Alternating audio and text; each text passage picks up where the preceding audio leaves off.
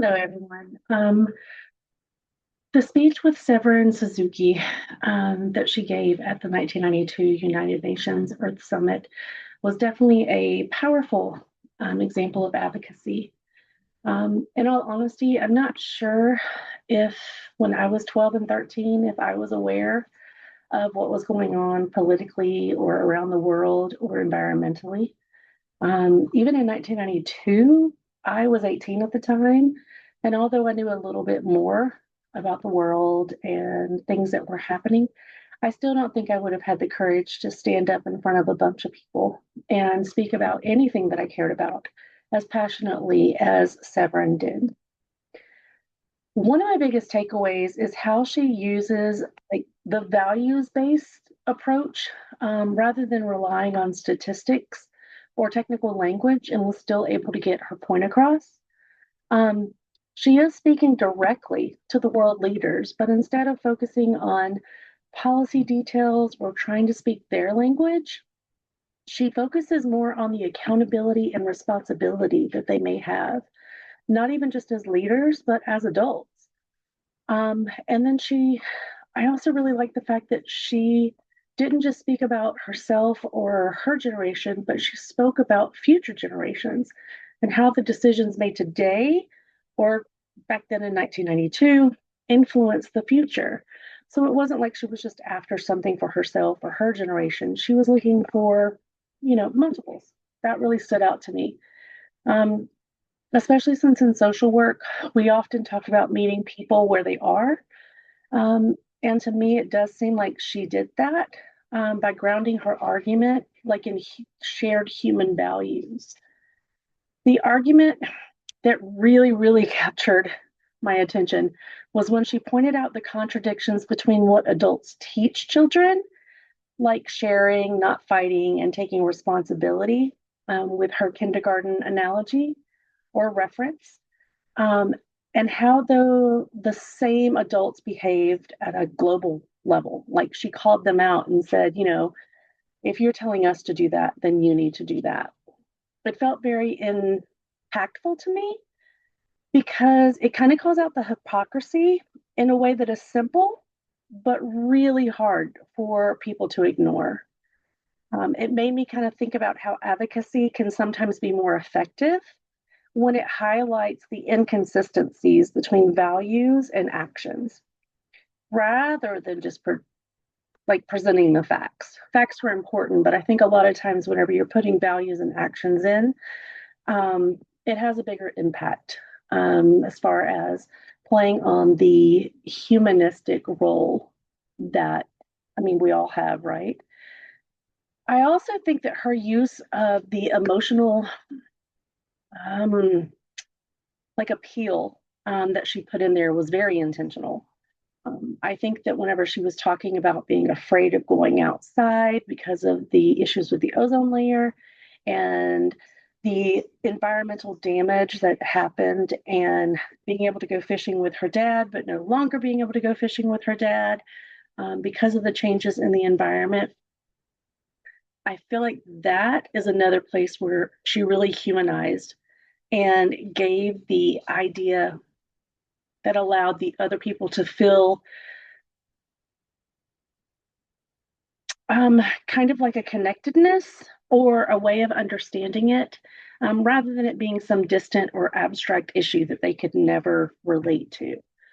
From an advocacy standpoint, that emotional connection can kind of help shift the issue from something that's theoretical to something personal and urgent. I think it also made it to where it wasn't going to be very easy for the adults to dismiss her because of being a child.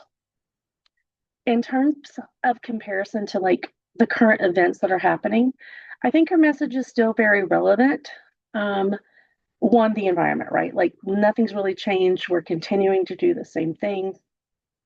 Um, there's a lot of opportunities where we not only are continuing to pollute, but we are beginning to pollute in areas where people are already marginalized, where there's already poverty and hunger and things like that. So the continued pollution that's occurring is increasing not only the environmental issues, but also the humanistic issues that are happening.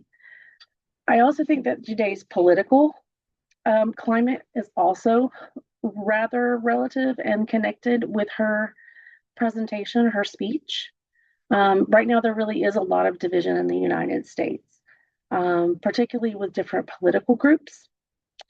And we're seeing that play out in how people interpret major issues, just like the environmental policy, such as like the Paris Agreement and the way that there was not an agreement with that. And then the international conflicts, even like now with the tensions and the attacks that are happening with Iran. There's a lot of perspectives on things like military action, government responsibility, and global impact. And kind of like how Severin responded to how in kindergarten we're told to get along, and her point about spending the time and effort for treaties. Um, I think that that's very connected to what's happening on today.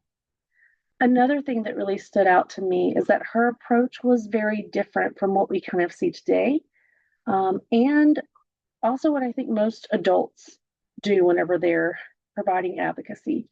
While there may be some emotional ability that's to it, I feel like most of the time, whenever adults do it, they do give more statistics and forget the fact that there is a humanistic approach to it.